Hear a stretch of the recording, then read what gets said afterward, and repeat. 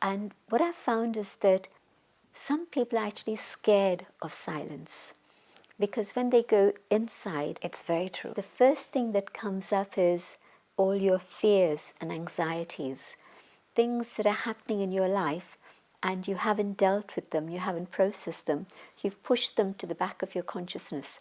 Create space for silence, and it's those things that come crowding in. There's a woman who's a very powerful woman, and she told me that I don't want silence, because if I have silence, I think of the tragedies that I've been through. And she's been through a couple major things in her life. I don't want to remember those. And yet, we were there together for a couple of hours.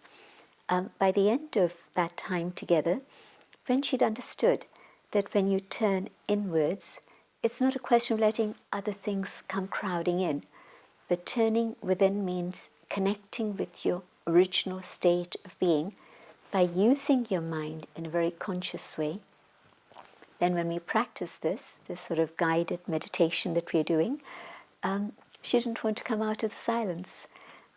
And so you have to train your mind to go into silence. But yes, once you've understood how sweet silence can be, then this expression, silence is golden, is really something that you can feel. And to give yourself the luxury of half a day or a day of silence is beautiful. Be a much later power, I guess. It's later. Like you said, the piggy bank is such a beautiful analogy. Things happen suddenly, and for sudden things to happen, you obviously have to react suddenly. For example, you see a child falling. Your instant reaction is to hold it. You're involved in an accident, or you're witnessing an accident, or a conflict of argument, or a discussion which is heated, and you are part of that discussion. How do you turn within when you need to respond?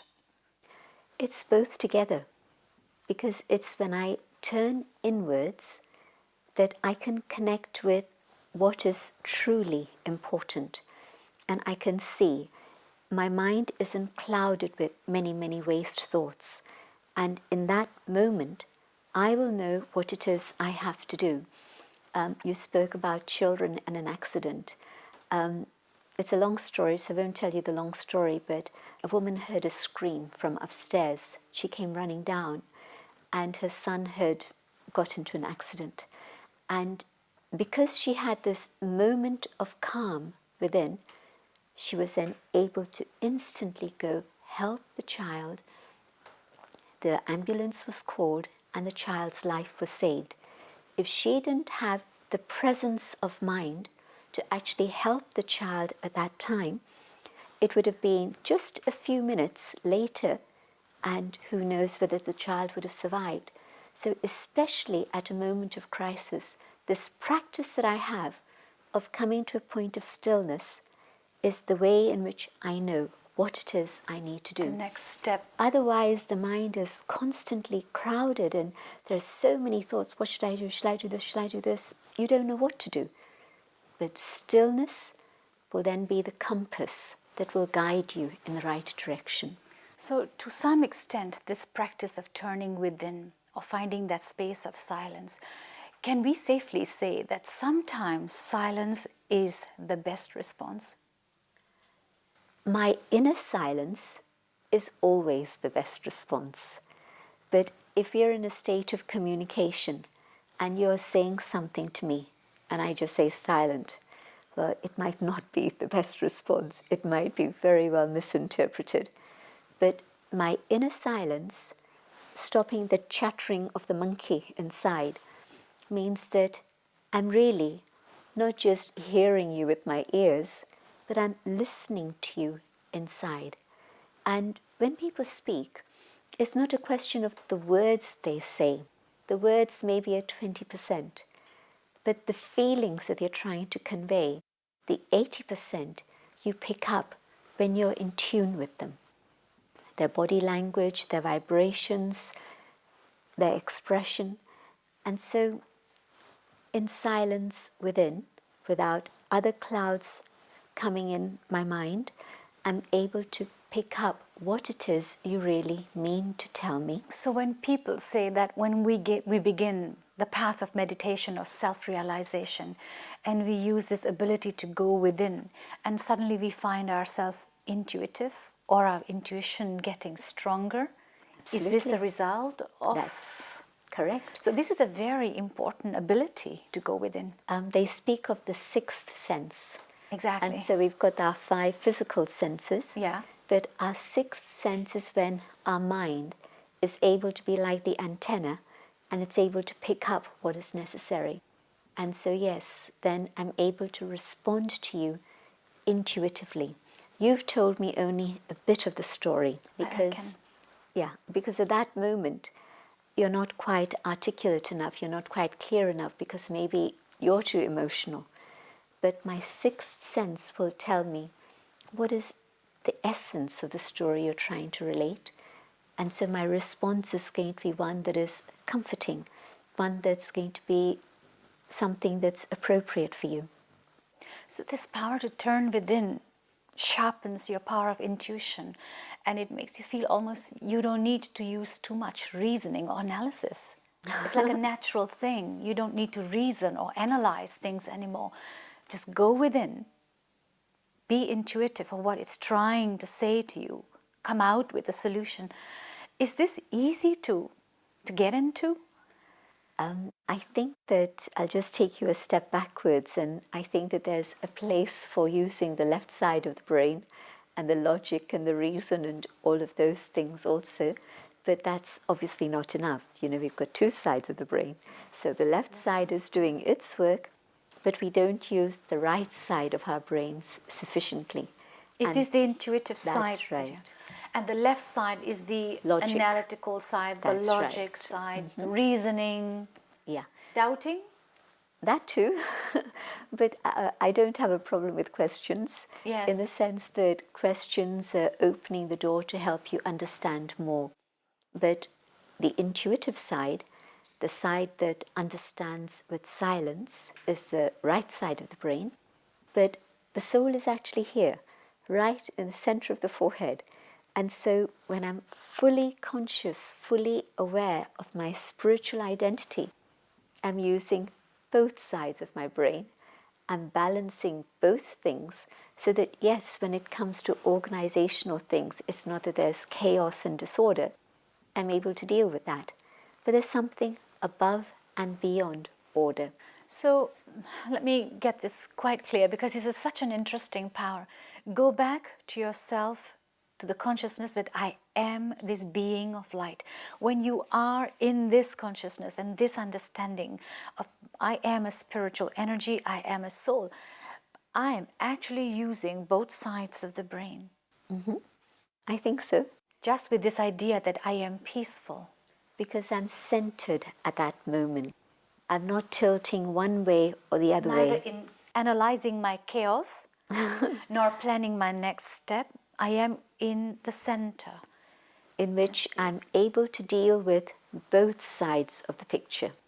The side that deals with the physical dimension of reality, but also the side that deals with the non-physical dimension of reality. Because there are both these sides to reality, the non-physical and the physical. And I can't ignore either one. But turning inwards makes me aware of the power that I have within, and how to be able to use that at the present moment in the physical world, in the physical dimension. So when I practice this and I have a full day's work, 9 to 5, and I need these moments for myself, would it be, for example, instead of eating with work colleagues, I take, a table by myself, eat somewhere else, move away from that computer, that technology is forever moving my mind in a different direction. Eat silently.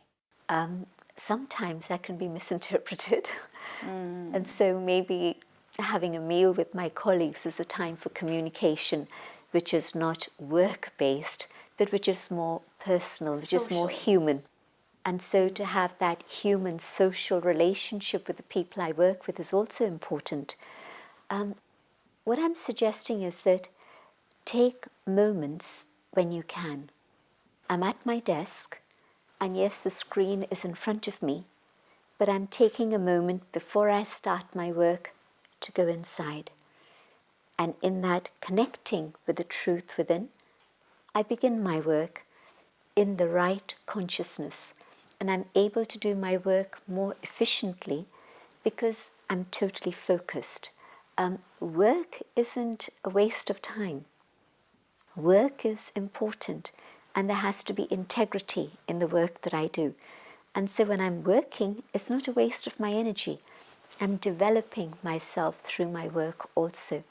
But before I begin the work, I turn inwards. Then I do my work, and then I go inwards again. So this is a very important power, which means I could be in a gathering of thousands. There could be chattering all around, and yet I'm able to go within and silent. And then come out with love and joy. That's beautiful.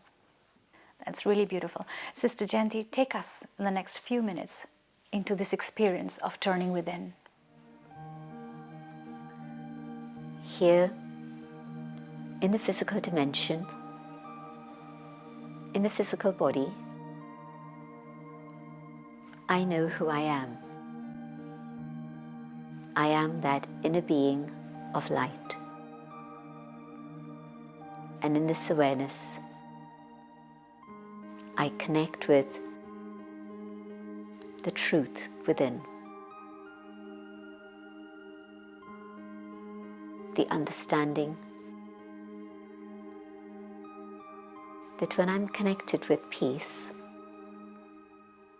light, and love, the power of turning inwards and the power of this reality and truth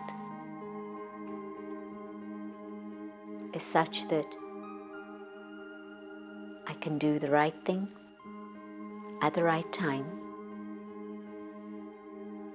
I can be present in the moment to do what is needed. I can focus and concentrate, and I do so with the power of peace, the power of love, which is the truth of who I truly am. Turning inwards, becoming aware of my own inner power, I come back outside, looking at the world around me, but now from the perspective of the inner being playing a role in the physical world.